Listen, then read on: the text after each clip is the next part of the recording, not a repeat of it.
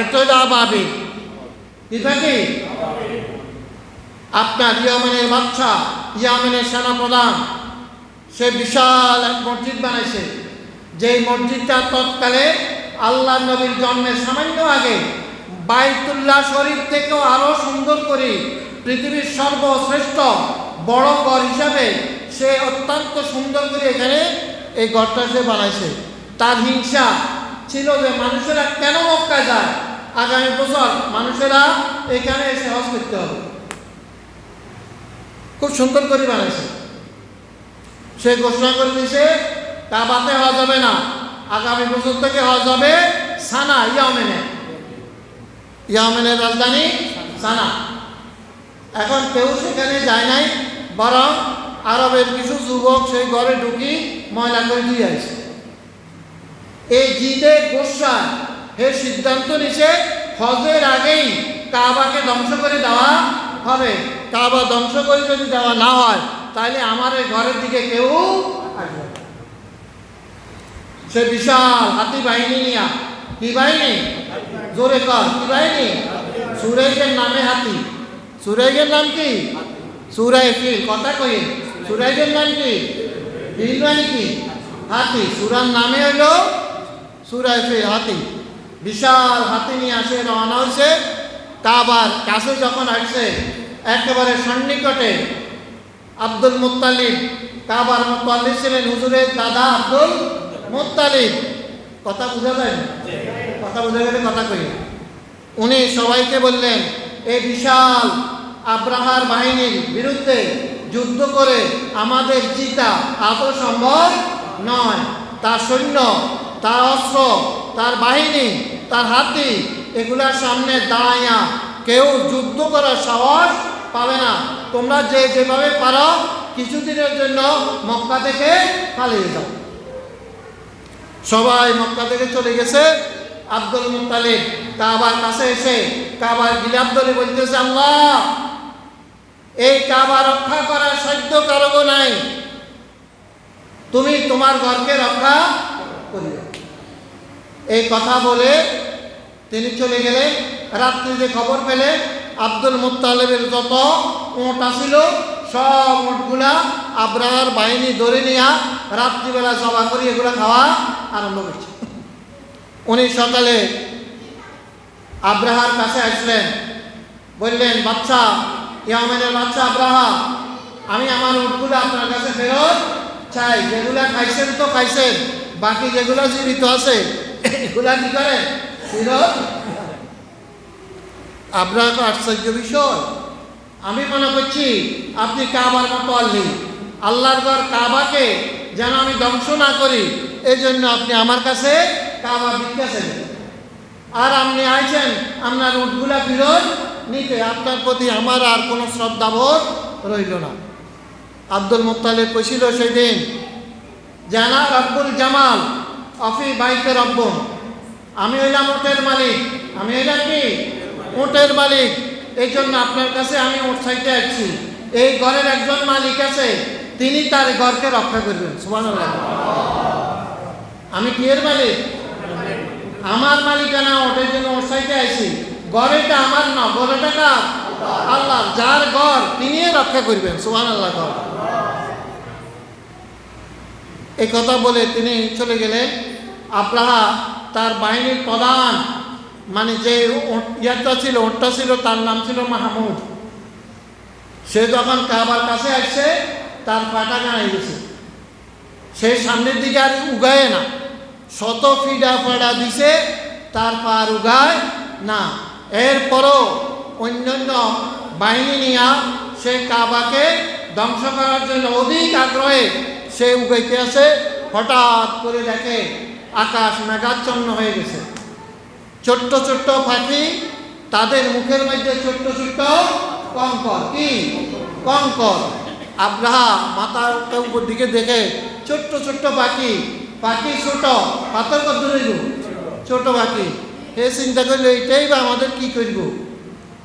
কথা বুঝেননি?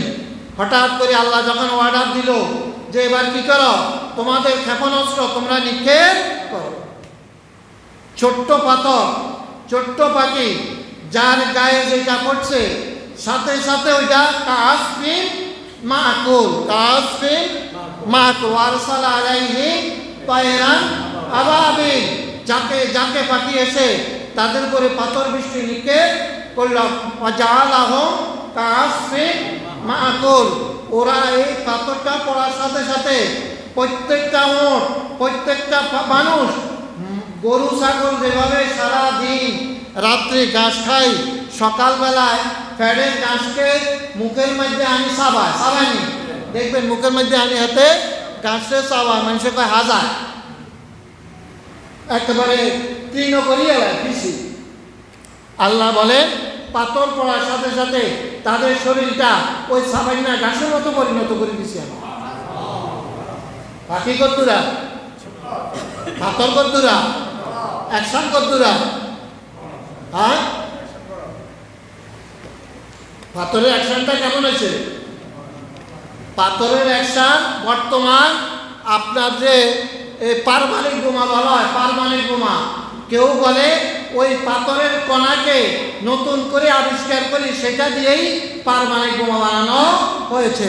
সূরা feel research করে এই মানে আব্দুল কাদের, আব্দুল কালাম এবং আপনার পাকিস্তানের আপনার সেই মানে এই দুইজনে সূরা ফিল রিসার্চ করার পরে আণবিক বোমা, পারমাণবিক বোমা তৈরি করছে। তারা চিন্তা করছে ছোট্ট পাখি আর ছোট্ট পাথর, এইটা যদি একটা বিশাল ওটকে, একটা বিশাল মানুষকে, একটা বিশাল হাতিকে যদি কি করতে পারে, নেস্তে নাবুদ করে দিতে পারে, তাহলে এই রকম অস্ত্র দিয়া পৃথিবীটাকে ধ্বংস করে দেওয়া যাবে। নিশ্চয় পাথরের ভিতরে অনেক বড় ক্ষমতা আছে।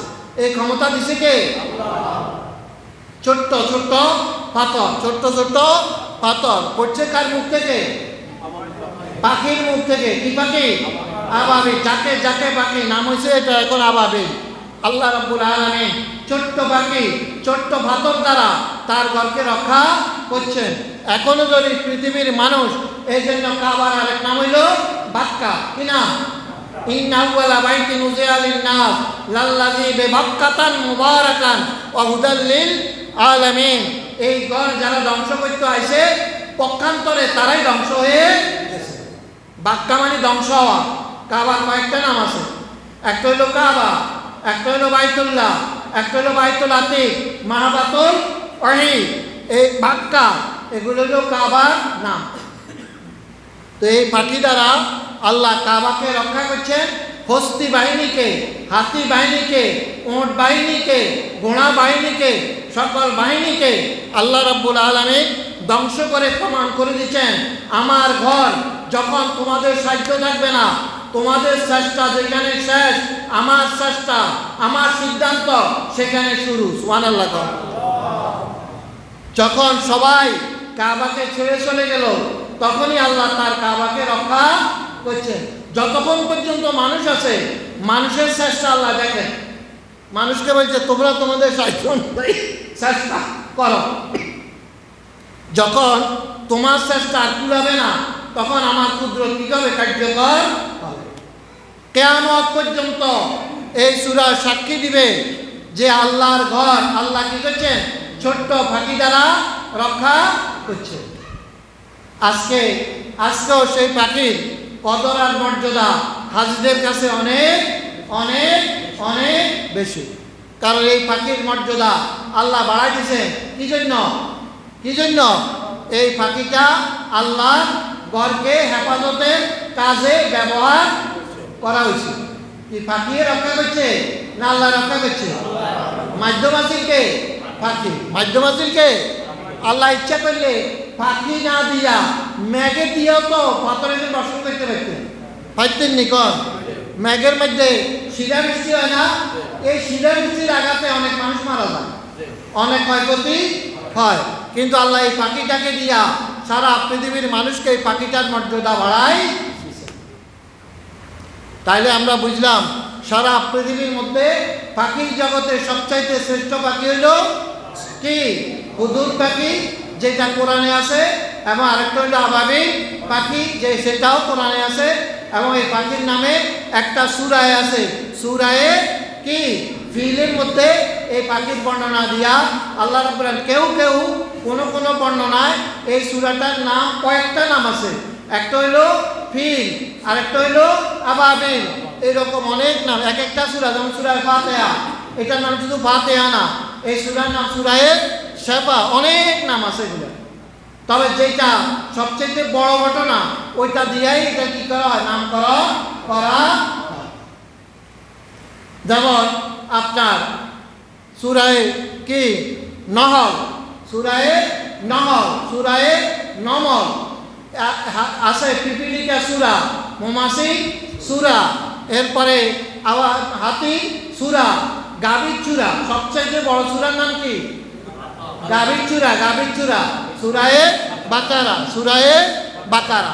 এই সূরাটা হলো কোরআনের সবচাইতে বড় সূরা, যেহেতু একটা গাভী দিয়া একটা মৃত্যু মানে একটা মার্ডার কেসে আসামি রহস্য উদ্ঘাটন করা হয়েছে, এই জন্য সূরার নামকরণ করা হয়েছে সূরায়ে বাকারা।